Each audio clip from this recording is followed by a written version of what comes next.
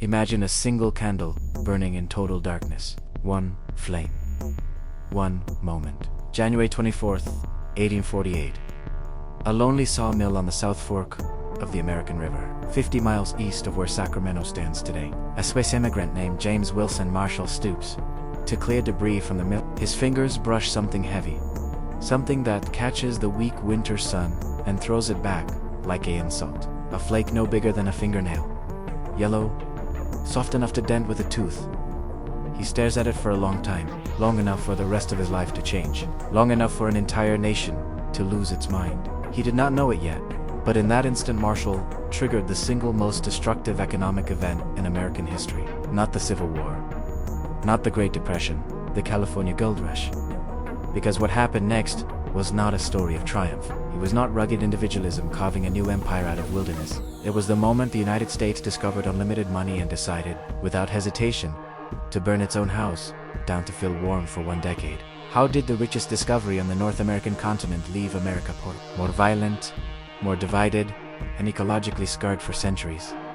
How did a flood of real, physical gold, the very substance that was supposed to guarantee sound money, become the most powerful engine of inflation the young republic had ever seen?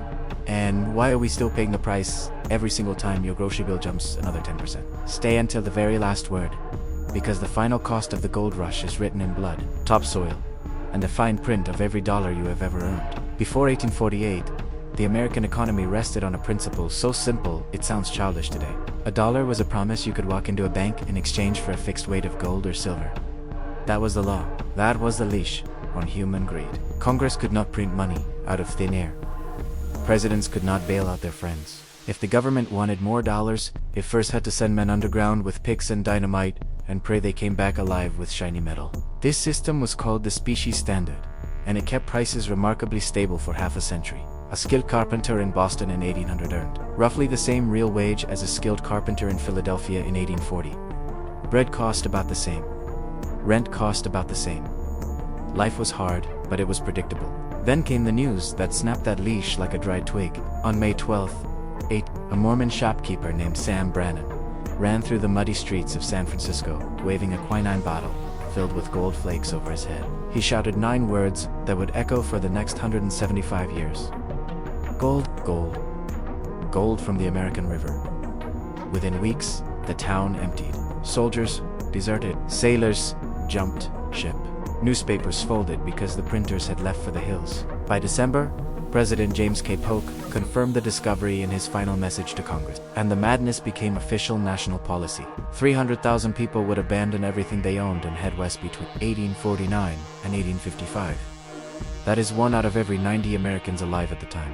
Imagine if tomorrow 35 million citizens simultaneously quit their jobs, sold their houses, and started walking toward Nevada because someone found magic rocks.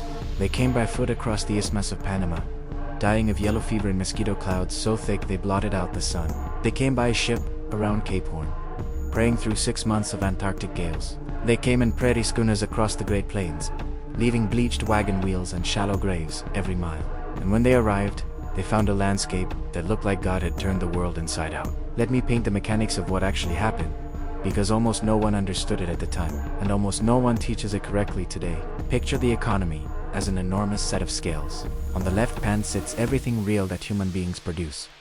Wheat, shoes, nails, houses, ships, books. On the right pan sits the money used to buy those things. For thousands of years, the 2 pans stayed roughly balanced, because money only increased when someone dug gold or silver out of the ground with backbreaking labor. The supply of money grew slowly, about 1 or 2% per year on a good decade. Then California happened. Between 1848 and 1860, the Sierra Nevada mountains vomited forth approximately 28 million troy ounces of gold. That is 12 times more gold than the United States had produced in its entire previous history. The world's annual gold supply tripled literally overnight.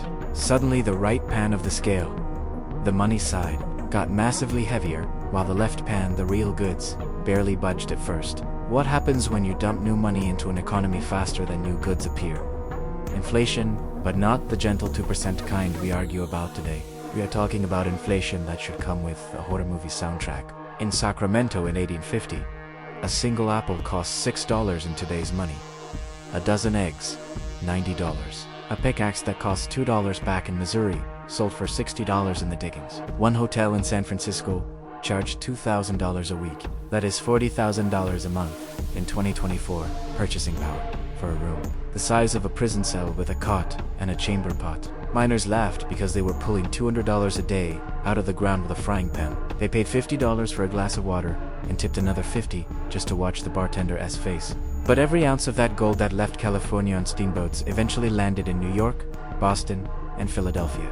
Banks took the gold, stamped it into gleaming $20 double eagles, and used it as reserves to issue 10 times more paper money and loans. Land speculation exploded. A plot in Chicago that cost $200 in 1847 sold for $20,000 by 1855 with no factory built, no road paved, nothing. Railroad stocks, canal stocks, any stock with the word Western in its name soared to the moon on leverage. That makes 2021 meme stocks look disciplined. America had invented quantitative easing a century before the Federal Reserve even existed. Only instead of a committee in Washington pressing a button, it was 40,000 bearded lunatics with pans and rockers pressing the button every day. And for a little while, it felt like paradise. Then the easy gold ran out. By 1853, the surface nuggets were gone. The gravel bars that once paid $100 a pan now paid 10 cents, if you were lucky. To get the remaining gold, you needed quartz mills, stamp machines, capital, corporations. The little guy with a mule and a dream was finished. Tens of thousands of miners woke up one morning broke in a mountain wilderness with winter coming and no way home. San Francisco, which had grown from 800 people to 50,000 in 4 years, lost 30% of its population in 12 months. Entire districts turned into ghost towns overnight.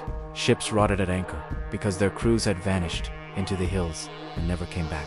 But the real earthquake was still coming, and it struck 3,000 miles away. In September 1857, a sidewheel steamer named the SS Central America left Panama, carrying 3 tons of freshly minted California gold, roughly $800 million in 2020, for money bound for New York banks that were already teetering. On September 12th, she sailed into a Category 2 hurricane off Cape Cod. For 3 days, the ship fought. Passengers bailed with book. Women and children were put in lifeboats that promptly swam at 8 p.m.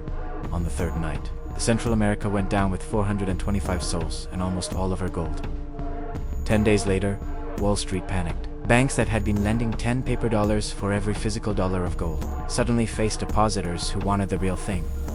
They couldn't deliver.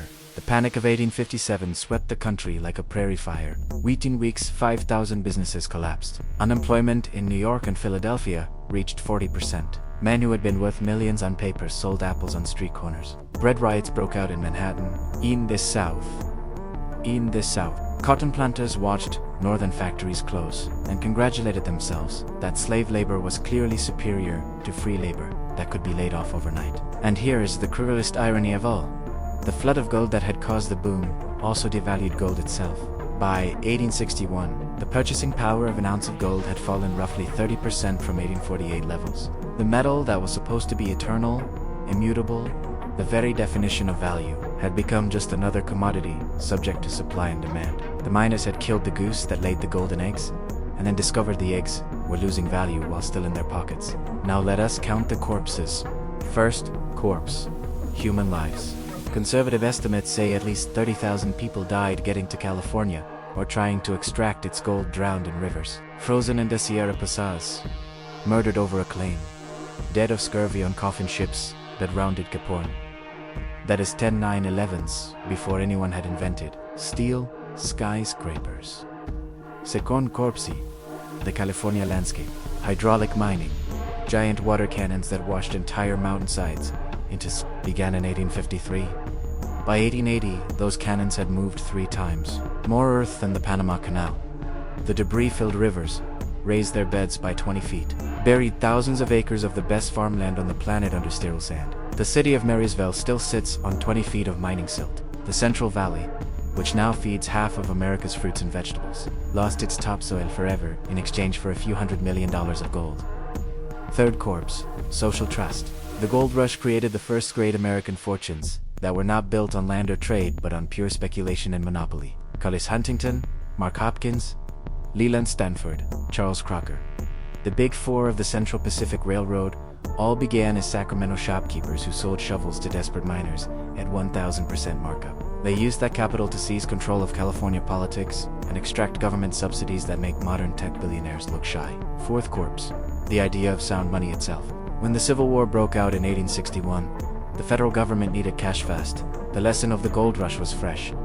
Trying to stay on a metal standard during crisis is suicide. So Congress passed the Legal Tender Act of 1862 and printed 450 million paper greenbacks, backed by nothing but patriotic slogans.